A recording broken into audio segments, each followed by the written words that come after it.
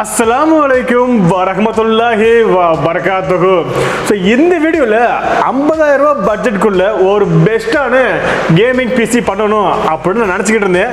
So அதை நான் set பண்ணிட்டேன். நான் என்னென்ன சூஸ் பண்ணியிருக்கேன் அப்படின்றத உங்களுக்கு சொல்லிடுறேன். அதுக்கு முன்னாடி நம்மளோட தேவை என்ன அப்படின்றத நான் உங்களுக்கு தெளிவாக சொல்லிக்கிறேன். இதே தேவை உங்களுக்கும் இருந்துச்சுன்னா கண்டிப்பாக நீங்கள் இதே ஸ்பெசிஃபிகேஷனில் ஒரு செம்மையான பிசியை ரெடி பண்ணிக்கலாம்.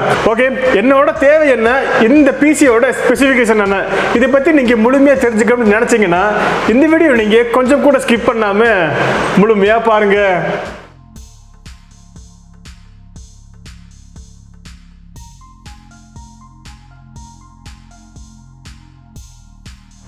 ஓகே, வீடியோக்குள்ள போறதுக்கு முன்னாடி இதுவரையும் நீங்க இந்த வீடியோக்கு லைக் பண்ணலாம் அப்படின்னா இப்பவே லைக் பண்ணிக்கோங்க. பிகாஸ் நீங்க போடக்கூடிய ஒவ்வொரு லைக்கும் தான் எனக்கு அடுத்தடுத்து வீடியோ போடுறதுக்கு ஒரு மோட்டிவா இருக்குது.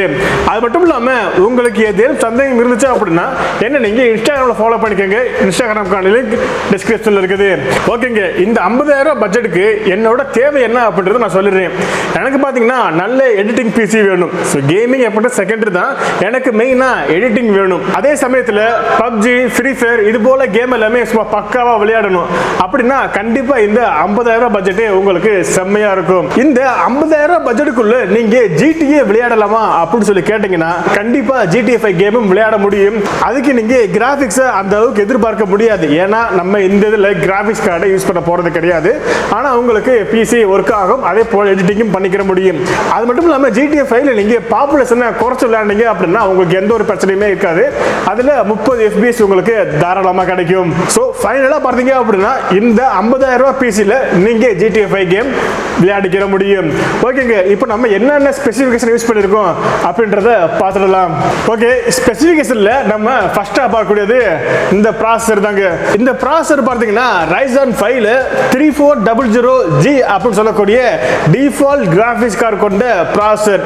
ஏன்னா கிராபிக்ஸ் கார்டு மட்டும் நம்ம தனியா வாங்கணும்னா கிட்டத்தட்ட 5,000 ரூபாய்க்கு மேல செலவாகும். அதுக்கு பதில் நான் டிஃபால்ட்டாக இருக்கக்கூடிய கிராபிக்ஸ் கார்டே வாங்கியிருக்கேன். ஏன்னா என்னோட பர்பஸ் அந்த அளவுக்கு கிடையாது. எந்த மாதிரினா ஹை எண்ட் கேம் விளையாடணும் அப்படிலாம் கிடையாது. GTA 5 கேம் விளையாடணும், அதே போல் ஸ்ட்ரீம் பண்ணிக்கலாம்.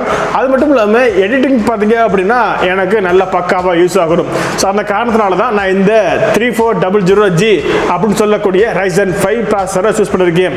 அது மட்டும் இல்லாமல் இதோட விலை என்ன அப்படின்ட்டு சொல்லிடுறேன். அதுக்கு முன்னாடி இந்த ப்ராசஸருக்கான மதர் போர்டு. ஸோ இந்த மதர் போர்டு பார்த்தீங்க அப்படின்னா XA32M கேமிங் மதர் போர்டு நான் வாங்கியிருக்கேன். எதுக்காக அப்படின்னா இந்த கேமிங் மதர் போர்டு பார்த்தீங்கன்னா RGBல வருது. அது மட்டும் இல்லாமல் இது ஒரு பிராண்டட், ஸோ ASUS அப்படின்னு சொல்லக்கூடிய அந்த பிராண்டட் மதர் போர்டு. ஸோ இதுக்கு முன்னாடி நான் யூஸ் பண்ண கம்ப்யூட்டரில் இதே மதர் போர்டு தான் யூஸ் பண்ணுறேன். இப்போவுமே இதே மதர் போர்டு தான் நான் சூஸ் பண்ணியிருக்கேன். இப்போ இதோட விலையை வரலாம். ஸோ இதில் ரெண்டும் பார்த்தீங்க அப்படின்னா காம்போவாக வாங்கினேன். நான் வாங்கும் பொழுது அமேசானில் கரெக்டாக 21,500 ரூபாய் இருந்துச்சு. பட் நான் ஆஃப்லைனில் வாங்கினால 21,500 ரூபாய்க்கு நான் இதை ஆஃப்லைனில் வாங்கினேன்.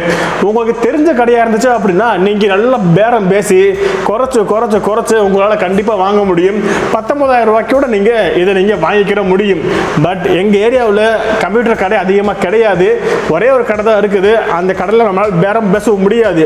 அமேசானுக்கும் அதாவது ஆன்லைன் ஷாப்புக்கும் அவங்களுக்கும் பெரிய வித்தியாசம்லாம் கிடையாது. 500 ரூபாய் வித்தியாசம் இருந்துச்சு. ஸோ என்னோட தேவைக்காக நான் அங்கேயே வாங்கிட்டேன். ஓகே, ஸோ இது பார்த்தீங்க அப்படின்னா இப்போ 18,000 ரூபாயோ 17,000 ரூபாய் இருக்குது. ஸோ அது என்ன அப்படின்றத நான் இந்த லிங்க் கிளிக் பண்ணி பார்த்துக்கோங்க. அதே போல் இந்த மதர் போர்டு பார்த்தீங்க அப்படின்னா 4,500 ரூபாய்க்கு அவைலபிளாக இருக்குது. ஓகேங்க, ஸோ இப்போ நம்ம ப்ராசஸரையும் பார்த்தாச்சு, மதர் போர்டும் பார்த்தாச்சு. அடுத்து பார்த்தீங்க அப்படின்னா நம்ம ரேமுக்கு போயிடலாம். ஸோ ரேம் பார்த்தீங்க அப்படின்னா XPG அப்படின்னு சொல்லக்கூடிய இந்த கேமிங் ரேமை தான் நம்ம யூஸ் பண்ணிருக்கோம். ஆக்சுவலி இது RGB ரேம் கிடையாது, DDR4 ரேம். ஸோ RGB லைட்டில் கிடையாது, நார்மல் தான். ஸோ நான் RGB தான். ஓகே, இது பார்த்தீங்கன்னா DDR4ல 8GB ரேம். அதுலேயும் பார்த்தீங்க அப்படின்னா 3200 mHz கொடுத்துருக்காங்க. ஸோ அப்படின்னா இதோட ஸ்பீட் எப்படி இருக்கும் அப்படின்றத நீங்களே யோசிச்சு பாருங்க. ஸோ நான் வாங்கும் பொழுது இந்த ரேமோட விலை அப்படின்னு பார்க்கும்போது 3600 ரூபா. ஆமாம், 3600 டு 3800 இருந்துச்சு. ஸோ நீங்கள் வாங்கும்போது மேபி முன்ன பின்ன இருக்கலாம். எவ்வளோ முன்ன பின்ன இருக்கும் அப்படின்றத நான் கடைசியில் சொல்கிறேன். ஓகே, இப்போது ரேம். அடுத்து பார்த்தீங்க அப்படின்னா நான் யூஸ் பண்ணுறது எஸ்எஸ்டி. ஸோ 1 GB ஹார்ட் டிஸ்க்கும் யூஸ் பண்ணியிருக்கேன், அதே போல் எஸ்எஸ்டியும் யூஸ் பண்ணியிருக்கேன். ஸோ எஸ்எஸ்டி பார்த்தீங்க அப்படின்னா WD கிரீன் யூஸ் பண்ணியிருக்கேன். ஸோ இது பார்த்தீங்கன்னா M.2. So M.2 SSD. இதுலேயே வேற ஒரு எஸ்எஸ்டி இருக்குது, பட் அதை நான் யூஸ் பண்ணலை. ஏன்னா நான் இதுக்கு முதல் யூஸ் பண்ண கம்ப்யூட்டர்லையுமே இந்த M.2 தான் யூஸ் பண்ணியிருக்கேன். ஸோ எதுக்கு நம்ம ரிஸ்க் எடுக்கணும் வேணாம் அப்படின்னு சொல்லி நான் இந்த M.2வே சூஸ் பண்ணிக்கிட்டேன். இந்த எஸ்எஸ்டி பார்த்தீங்க அப்படின்னா இதுவுமே DDR4 தான். இந்த எஸ்எஸ்டி பார்த்தீங்க அப்படின்னா 240 GB. ஸோ நான் 1 TB ஹார்ட் டிஸ்க் தனியாக யூஸ் பண்ணுறேன். எனக்கு கம்ப்யூட்டரில் சி டிஸ்க் மட்டும், அதாவது நம்மளுடைய விண்டோஸ் டிஸ்க் மட்டுமே இன்ஸ்டால் பண்ணுறதுக்கு இந்த எஸ்எஸ்டி வாங்கியிருக்கேன். ஏன்னா அப்போ தான் நம்மளுடைய கம்ப்யூட்டர் ரொம்பவே ஃபாஸ்ட்டாக இருக்கும். ஓகே, அடுத்து hard disk. So hard disk பார்த்தீங்க அப்படின்னா நான் 1 TB ஹார்ட் டிஸ்க் வாங்கியிருக்கேன். ஏன்னா நான் ஸ்டோரேஜ் பண்ணி வைக்கிறதுக்காக தான். நம்ம ஸ்பீடுக்காக எஸ்எஸ்டி வாங்கியிருக்கோம். ஸோ உங்களுக்கு விண்டோஸ் ஸ்பீடு இருக்கணும் அப்படின்னா நீங்கள் எஸ்எஸ்டி யூஸ் பண்ணிக்கோங்க. எஸ்எஸ்டி மட்டும் நீங்கள் எந்த ஒரு இதுவுமே ஸ்டோர் பண்ண மாட்டீங்க அப்படின்னா எஸ்எஸ்டி மட்டுமே போதும். இல்லை நான் நிறைய ஸ்டோர் பண்ணுவேன் அப்படின்னா கண்டிப்பாக ஹார்ட் டிஸ்க்கும் வேணும். இது பார்த்தீங்கன்னா Seagateல நான் பெரகுடா அப்படின்னு சொல்லக்கூடிய ஹார்ட் டிஸ்க் வாங்கியிருக்கேன். இது பார்த்தீங்கன்னா 1 TB ஹார்ட் டிஸ்க். இந்த ஹார்ட் டிஸ்க் நான் வாங்கும்போது 3100 இருந்துச்சு. பட் இப்போ எவ்வளோ இருக்குது அப்படின்றது எக்ஸாக்டாக தெரியல. நான் இங்கே ஃபோட்டோ போடுறேன், பார்த்துக்கோங்க. நான் எதுக்காக இந்த Seagate ஹார்ட் டிஸ்க் சூஸ் பண்ணேன் அப்படின்னா, இதுக்கு முன்னாடி நான் ஹார்ட் டிரைவ் யூஸ் பண்ணிட்டு இருந்தேன். அந்த ஹார்ட் டிரைவுக்கு சர்வீஸ் பக்காவாக இருந்துச்சு. அதாவது இடையில எனக்கு அந்த ஹார்ட் டிஸ்க் பார்த்தீங்கன்னா ஹார்ட் டிரைவர் பார்த்தீங்க அப்படின்னா ப்ராப்ளம் ஆயிடுச்சு, ஒரு பிரச்சனை வந்துச்சு. ஸோ அதனால நான் கோயம்புத்தூர் இருக்கக்கூடிய அந்த சர்வீஸ்க்கு அனுப்பிச்சு விட்டு அவங்க ரீப்ளேஸ் பண்ணி கொடுத்துட்டாங்க. ஸோ அதுக்கு தேவையில்ல அப்படின்னா உங்களுக்கு உள்ள டேட்டா வேணும் அப்படின்னா அவங்க அமௌண்ட் சார்ஜ் பண்ணிக்கிட்டு டேட்டாவை ரெக்கவர் பண்ணி கொடுக்குறாங்க. அப்படி இல்லைன்னா அந்த வாரண்டி பீரியடுக்குள்ள உங்களுக்கு ஏதாவது பிரச்சனை ஆச்சு அப்படின்னா அவங்க உங்களுக்கு புது பீஸே மாற்றி கொடுத்துட்றாங்க. ஸோ அதனால எந்த ஒரு பிரச்சனையுமே இல்லை. ஸோ அதனால நான் இந்த Seagate வாங்கிக்கிட்டேன். ஓகே, அடுத்து பார்த்தீங்க அப்படின்னா SMBS. SMBS பார்த்தீங்க அப்படின்னா நான் ஜிகாபைட் யூஸ் பண்ணியிருக்கேன். ஸோ SMBS ஒரு கம்ப்யூட்டருக்கு ரொம்ப ரொம்ப முக்கியம். ஸோ நான் ஜிகாபைட் SMBS யூஸ் பண்ணியிருக்கேன். நீங்கள் 700 ரூபாய்க்கும் SMBS வாங்க முடியும். ஜிப்ரானிக்ஸோட 700 SMBSும் அவைலபிளாக இருந்துச்சு. பட் அதை வாங்கினீங்க அப்படின்னா 2 நாள் கம்ப்யூட்டர் யூஸ் பண்ணுவீங்க, 3ஆவது நாள் கம்ப்யூட்டரை தூக்கி போட்டு தூரப்பட்டு போயிடணும். ஏன்னா அந்த SMBSல எந்த ஒரு கேரண்டியோ எந்த ஒரு வாரண்டியோ ஒன்றுமே கிடையாது. அது மட்டும் இல்லாமல் அதிலிருந்து எவ்வளவு அவுட்புட் வருது அப்படின்றதையுமே சொல்ல முடியாது. ஆனால் இந்த ஜிகாபைட் அப்படின்றது ஒரு பெரிய பிராண்டு. ஜிப்ரானிக்ஸ் பெரிய பிராண்டு தான். பட் இந்த ஜிகாபைட் அப்படின்றது அதோட ஒரு நல்ல பிராண்ட். அது மட்டும் இல்லாமல் இந்த ஜிகாபைட்டில் பார்த்தீங்க அப்படின்னா நான் ப்ரோன்ஸ் அப்படின்னு சொல்லக்கூடிய கேட்டகரி SMBS வாங்கியிருக்கேன். ஸோ ஸ்டாண்டர்ட் இருக்குது, அதே போல் சில்வர் இருக்குது.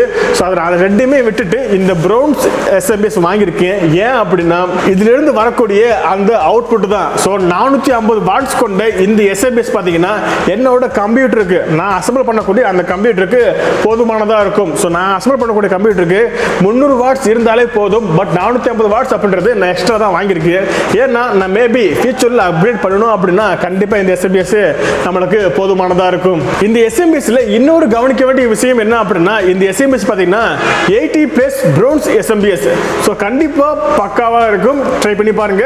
ஓகே, இப்போ இந்த SMBSக்கான விலை நான் வாங்கும்போது இந்த SMBS பார்த்தீங்க அப்படின்னா 2600 ரூபாய்க்கு அவைலபிளாக இருந்துச்சு. பட் இப்போ எவ்வளோ இருக்கு அப்படின்றத ஸ்கிரீன்ஷாட் கொடுக்குறேன், பார்த்து தெரிஞ்சுக்கோங்க. ஓகே, அடுத்து பார்த்தீங்கன்னா இந்த கேபினெட். ஸோ இந்த கேபினெட் பார்த்தீங்க அப்படின்னா சிப்ட்ரானிக்ஸோட MX4 RGB கேபினெட். ஸோ கண்டிப்பாக நீங்கள் ஒரு கேமிங் பீரியட் இருந்தீங்க அப்படின்னா இந்த கேபினெட் உங்களுக்கு பக்காவாக இருக்கும், பார்க்கறதுக்கு பயங்கரமாக இருக்கும். இதோட RGB அதிகமாக இருக்கக்கூடிய கேபினெட் பார்த்தீங்கன்னா விலை கம்மியாக தான் இருக்குது. பட் அதிகமான RGB இருந்துச்சு அப்படின்னா அது பார்க்கறது கொஞ்சம் எரிச்சலாக இருக்கும், அதுவுமே அதை கண்ட்ரோல் பண்ணவும் முடியாது. ஆனால் இதில் இன்னொரு விஷயம் என்ன அப்படின்னா உங்களில் வரக்கூடிய RGBயை நம்மளால் கண்ட்ரோல் பண்ணிக்கிற முடியும். இந்த கேபினெட் நான் வாங்கும்போது 2400 ரூபாய் இருந்துச்சு. ஸோ இப்போ எவ்வளோ இருக்குது அப்படின்றது தெரியல. அந்த டிஸ்கிரிப்ஷன் லிங்க் கொடுத்துருக்கேன், அந்த லிங்க் கிளிக் பண்ணி இப்போ எவ்வளோ இருக்குது அப்படின்றத பார்த்து தெரிஞ்சுக்கோங்க. ஓகேங்க, அடுத்து பார்த்தீங்க அப்படின்னா மானிட்டர். இந்த மானிட்டர் பார்த்தீங்க அப்படின்னா நான் தேடி கண்டுபிடிச்சு வாங்கினேன். இதுக்கு முன்னாடி நான் சாம்சங்கில் கர்வ்டு மானிட்டர் யூஸ் பண்ணிக்கிட்டு இருந்தேன். பட் இப்போ பார்த்தீங்க அப்படின்னா ஏசரில் இந்த மானிட்டர் நான் சூஸ் பண்ணியிருக்கேன். ஏன் அப்படின்னா இந்த மானிட்டர் பார்த்தீங்கன்னா ரேட் கம்மியாக இருந்துச்சு. நான் வாங்கும்போது 9100 ரூபாய் இருந்துச்சு. ஏன் மானிட்டரை சூஸ் பண்ணினேன் அப்படின்னா நான் இந்த மானிட்டரை சூஸ் பண்ணினேன் அப்படின்னா இந்த மானிட்டர் 75 ஹெர்ட்ஸ் ரெஃப்ரெஷ் ரேட் கொண்ட மானிட்டர். அது மட்டும் இல்லாமல் இந்த மானிட்டர் 4 மில்லி செகண்ட்ல உங்களுக்கு ரெஃப்ரெஷ் ரேட் கிடைக்கும். ஸோ அதனால தான் நான் இந்த மானிட்டரை சூஸ் பண்ணினேன். அது மட்டும் இல்லாமல் இந்த மானிட்டர் பார்த்தீங்க அப்படின்னா AMDோட சிங்க் ஆயிருக்குது. ஸோ அதுவும் ஒரு நல்ல விஷயம். அடுத்து இந்த மானிட்டர்ல இன்னொரு முக்கியமான விஷயம் என்ன அப்படின்னா, இந்த மானிட்டர்ல ஃப்ரேம் அப்படின்றத கிடையாது. ஸோ ஃப்ரேம்லெஸ், ஸோ 0 ஃப்ரேம் கொண்ட மானிட்டர். ஸோ பார்க்கறதுக்கு உங்களுக்கு ஃபுல் டிஸ்பிளே உங்களுக்கு கிளியரா தெரியும். ஸோ செம்மையான மானிட்டர், ட்ரை பண்ணி பாருங்க. இந்த மானிட்டருக்கான லிங்க்கும் நான் டிஸ்கிரிப்ஷனில் கொடுத்துருக்கேன். ஓகேங்க. அடுத்து பார்த்தீங்கன்னா மவுஸ் மற்றும் கீபோர்டு. ஸோ நான் சூஸ் பண்ணிருக்கக்கூடிய மவுஸ் கீபோர்டு பார்த்தீங்க அப்படின்னா இங்கே இருக்கு பார்த்தீங்களா, இந்த ஜெப்ரானிக்ஸோட டிரான்ஸ்ஃபார்மர் மவுஸ் மற்றும் கீபோர்டு தான். இந்த மவுஸ் தான் நான் ஃபர்ஸ்ட் வாங்கினேன் பார்த்தீங்களா கம்ப்யூட்டர். அந்த கம்ப்யூட்டருக்குமே இந்த ஜெப்ரானிக்ஸோட டிரான்ஸ்ஃபார்மர் தான் யூஸ் பண்ணேன். அடுத்து நான் அடிஷனலாக இன்னொரு கீபோர்டு மவுஸ் வேணுமே அப்படின்ற காரணத்தினால அப்போவுமே நான் சூஸ் பண்ணது இந்த ஜெப்ரானிக்ஸோட டிரான்ஸ்ஃபார்மர் கீபோர்டு மற்றும் மவுஸ் தான். அடுத்து இந்த கம்ப்யூட்டருக்கு என்ன சூஸ் பண்ணலாம் அப்படின்னு சொல்லி பார்க்கும்போது எனக்கு இன்னொரு ஆப்ஷன் இருந்துச்சு. அதை நான் சொல்ல விரும்பல.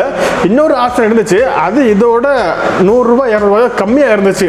ஆனால் அதை நான் சூஸ் பண்ணல. ஏன்னா அதில் ஒரு சில ஆப்ஷன்ஸ் இல்லை. இதை கம்பேர் பண்ணும்போது அதில் ஒரு சில ஆப்ஷன்ஸ் இல்லை. ஸோ அதனால் நான் திரும்பவுமே வேறு வழியே இல்லாமல் இந்த மானிட்டர், இந்த மவுஸ் மற்றும் கீபோர்டை நான் சூஸ் பண்ணிக்கிட்டேன். இது பார்த்தீங்கன்னா எல்இடி. ஸோ எல்இடி லைட் கொண்ட மானிட்டர், மெக்கானிக்கல் கீபோர்டு கிடையாது. இது ஒரு ஆர்ஜிபி எல்இடி, ஆர்ஜிபி கிடையாது, எல்இடி.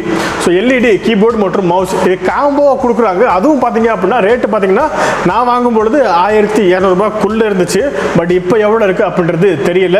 செக் பண்ணி பார்த்துக்கலாம். லிங்க் டிஸ்கிரிப்ஷனில் இருக்குது. ஓகே, ஃபைனலாக பார்த்தீங்க அப்படின்னா ஸ்பீக்கரும் பார்த்தீங்க அப்படின்னா நான் ஜிப்ரானிக்ஸ் ஸ்பீக்கர் தான் சூஸ் பண்ணியிருக்கேன். ஏன்னா இது RGB speaker. So 2.1 RGB speaker. So இது பார்த்தீங்க அப்படின்னா 600 ரூபாய். ஆமாம், 600 ரூபாய்க்கு 600 ரூபாய், அரௌண்ட் 600 ரூபாய். ஸோ இது அமேசானில் அவைலபிளாக இருந்துச்சு. இதுக்கான லிங்க்குமே நான் டிஸ்கிரிப்ஷனில் கொடுத்துருக்கேன். ஸோ ஏன்னா நான் வெளியே பார்க்கறதுக்கு லுக்காக இருக்கணும். ஸோ வெளியிருந்து பார்த்தோம் அப்படின்னா ரொம்ப தரமாக தெரியணும். பட் உள்ளுக்குள்ள ப்ராசஸ் எல்லாம் தெரிய போகிறது கிடையாது. வெளியிருந்து பார்க்கறதுக்கு தரமாக தெரியணும் அப்படின்ற காரணத்தினால இந்த ஆர்ஜிபி நான் ஸ்பீக்கரை சூஸ் பண்ணியிருக்கேன். அது மட்டும் இல்லாமல் இதுலேருந்து வரக்கூடிய அவுட்புட்டும் பார்த்தீங்க அப்படின்னா டீசெண்டாக இருக்குது. ஸோ எனக்கு என்ன தேவையோ அது நமக்கு கிடைக்கிது. மேக்ஸிமம் ஹெட்ஃபோன் போட்டுப்போம். கேமர்ஸ் எல்லாமே மேக்ஸிமம் ஹெட்ஃபோன் போட்டுப்பாங்க. ஸோ ஒரு பேருக்கு இருக்கணுமே அப்படின்ற காரணத்தினால இந்த 600 ரூபாய் கொண்டு ஆர்ஜிபி ஸ்பீக்கரை நான் வாங்கியிருக்கேன். ஓகே, அவ்வளோதான். ஸோ இப்போ பார்க்கக்கூடிய இந்த ஸ்பெசிஃபிகேஷனுமே எல்லாமே பட்ஜெட்டுக்குள்ளே தாங்க. ஸோ நான் வாங்கும்பொழுது எல்லாமே அந்தந்த டயத்தில் பட்ஜெட்டுக்குள்ளே இருந்துச்சு. ஸோ அதனால நான் 50,000 ரூபாய்க்குள்ள ஒரு தரமான பிசி ரெடி பண்ணணும் அப்படின்ற காரணத்தினால ஒரு 10 நாள் தூங்காமல் கொள்ளாமல் நான் தேடி ஒவ்வொன்றுமே நான் பார்க்கக்கூடிய ஒன்னோடு ஒன்று கம்மியாக இருக்கும் பொழுது அது எது ரொம்ப கம்மியாக இருக்கணும், அதே சமயத்தில் அதோட வேல்யூ பார்த்தீங்க அப்படின்னா அதிகமாக இருக்கணும். நான் பார்க்கக்கூடிய இப்போ ரேம் இருந்துச்சு அப்படின்னா இந்த XPZ அப்படின்னு சொல்லக்கூடிய இந்த ரேம் இருக்கு பார்த்தீங்களா, XPG அப்படின்னு சொல்லக்கூடிய ரேம் பார்த்தீங்கன்னா நான் 2 நாள் யூடியூப்பில் சர்ச் பண்ணேன். இது வாங்கலாமா வேண்டாமா அப்படின்னு சொல்லி சர்ச் பண்ணினேன். அதுக்கப்புறம் தான் அதை முடிவு பண்ணேன். ஏன்னா எனக்கு இன்னொன்று இருந்துச்சு, கிரிப்டான்ஸ் அப்படின்னு சொல்லக்கூடிய இன்னொரு ரேமும் இருந்துச்சு. ஸோ அதை நான் சூஸ் பண்ணல. நான் வாங்கும்பொழுது அதோட ரேமோட விலை அதிகமாக இருந்துச்சு. ஸோ அதனால் அதை நான் வாங்கிட்டேன். ஸோ இது போல் ஒவ்வொன்றுமே நான் பார்த்து வாங்கியிருக்கேன். நீங்களும் தேடி பாருங்க. கண்டிப்பாக உங்களுக்கு நல்ல தரமான பிசி செட் ஆகும். ஒவ்வொன்றா வாங்கி அசம்பிள் பண்ணுங்க. ஸோ நீங்கள் பார்க்கும் பொழுது உங்களுக்கு மேபி இன்னொரு கீபோர்டு ரேட் கம்மியாக கிடைக்கலாம், இல்லை சாம்சங்கோட கருடு மானிட்டர் ரேட் கம்மியாக கிடைக்கலாம், இல்லை கேபினெட் பார்த்தீங்க அப்படின்னா ரேட் கம்மியாக கிடைக்கலாம். அப்படி இருக்கும் பொழுது நீங்கள் வேறு கேபினெட் கூட ட்ரை பண்ணி பார்க்கலாம். ஒன்றும் தப்பு இல்லை. நம்மளுக்கு பட்ஜெட் தான் முக்கியம். ஸோ ஃபைனலாக என்னோட பிசிக்கான ஸ்பெசிஃபிகேஷன் எல்லாம் வாங்கியாச்சு. இப்போ நம்ம அசம்பிள் பண்ண போகிறோம். ஓகே, அடுத்து நம்ம எல்லா ஸ்பெசிஃபிகேஷனுமே ஒன்றா அசம்பிள் பண்ணிடலாம். அசம்பிள் பண்ணுறது ரொம்பவே ஈஸி தான். எங்கே என்னென்ன செய்யணும் அப்படின்றத அவங்களே தெளிவாக போட்டிருப்பாங்க. மதர் போர்டில் எங்கெங்கே என்ன மாட்டணும் அப்படின்றத அவங்களே தெளிவாக போட்டிருப்பாங்க. ஸோ அதெல்லாமே பார்த்து நீங்கள் தெளிவாக பண்ணிக்கோங்க. இப்போ நம்ம அசம்பிள் பண்ண ஆரம்பிச்சிடலாம். ஸோ ஃபைனலாக பார்த்தீங்கன்னா நம்மளுடைய பிசி ரெடி ஆயிடுச்சு. ஆக்சுவலி இந்த பிசியை எதுக்காக யூஸ் பண்ணலாம் நான் முதல்ல சொல்லிட்டு திரும்பவும் கேட்டுக்கோங்க. நீங்கள் வீடியோ எடிட்டிங்காக, அதே போல் எனக்கு நல்ல ஒரு பிசி வேணும், நல்ல கேம் விளையாடணும் அப்படின்ற ஒரு காரணம் மட்டும் இருந்தால் போதும் இந்த பிசியை நீங்கள் யூஸ் பண்ணிக்கலாம். எனக்கு கிராஃபிக்ஸ் அதிகமாக இருக்கணும், நான் அடாப் ப்ரீமியர் ப்ரோ யூஸ் பண்ணுவேன், அதில் கிராஃபிக்ஸ் தேவைப்படும் அப்படின்னா கண்டிப்பாக இந்த பிசி உங்களுக்கு செட்டே ஆகாது. ஆனால் ஒரு சில கேமில் பார்த்தீங்கன்னா கிராஃபிக்ஸ் இருக்கும். GTA 5ல பார்த்தீங்க அப்படின்னா கிராஃபிக்ஸ் இருக்கும். பட் இந்த பிசியில் நீங்கள் விளையாடிங்கன்னா உங்களுக்கு அந்த அளவுக்கு கிராஃபிக்ஸ் கிடைக்காது. அது ஒன்று தான் குறைய தவிர்த்து மற்றபடி நீங்கள் எடிட்டிங்காக ஒரு பிசி வாங்குறீங்க அப்படின்னா நார்மல் எடிட்டிங்காகவும், அதே போல் நீங்கள் ஒரு தரமாக பார்க்குறதுக்கு ஒரு லுக்காக இருக்கணும் அப்படின்னா கண்டிப்பாக இந்த பிசி உங்களுக்கு ரொம்பவே சூட்டபுளாக இருக்கும். ஓகேங்க, இந்த பிசி வாங்குறதுக்கான எல்லா ஸ்பெசிஃபிகேஷன் லிங்கையுமே நான் டிஸ்கிரிப்ஷனில் கொடுத்துருக்கேன். உங்களுக்கு எந்தெந்த பார்ட்லாம் தேவையோ அந்த பார்ட்டோட விலை என்ன அப்படின்றது நீங்கள் தெரிஞ்சுக்கணும்னு நினச்சிங்கன்னா கண்டிப்பாக அந்த லிங்கை கிளிக் பண்ணி உங்களுக்கு அந்த பாட்டு தேவையா இல்லையா அப்படின்றத பார்த்து தெரிஞ்சுக்கோங்க. வேணும் அப்படின்னா வாங்கிக்கோங்க. ஓகே, அவங்க தான் வீடியோ முடிச்சுக்கலாம். கண்டிப்பாக இந்த வீடியோ உங்களுக்கு பிடிச்சிருக்கு நினைக்கிறேன். பிடிச்சிருந்துச்சு அப்படின்னா இந்த வீடியோக்கு ஒரு லைக் கொடுத்துட்டு மறக்காமல் இந்த வீடியோவை உங்களுடைய மற்ற ஃப்ரெண்ட்ஸ்க்கும் நீங்கள் ஷேர் பண்ணிடுங்க. இதே போல பெஸ்ட் இன்ஃபர்மேஷன் மற்றும் டெக் சம்பந்தப்பட்ட அனைத்து தகவலும் நீங்க தெரிஞ்சுக்கணும்னு நினைச்சீங்கன்னா நம்ம சேனல் சப்ஸ்கிரைப் பண்ணிட்டு பக்கத்துல வர பெல் பட்டனையும் அழுத்திருங்க. என்ன நீங்க பர்சனலா கான்டாக்ட் பண்ணி பேசணும்னு நினைச்சீங்கன்னா இன்ஸ்டாகிராம்ல ஃபாலோ பண்ணிக்கோங்க. இன்ஸ்டாகிராம்க்கான லிங்க் டிஸ்கிரிப்ஷன்ல இருக்குது. இதே போல மற்றொரு பயனுள்ள வீடியோ சந்திக்கும் வரை உங்களிடம் விடைபெறுவது நான் உங்கள் அமீர். அஸ்ஸலாமு அலைக்கும் வரஹ்மத்துல்லாஹி வ பரகாத்துஹு.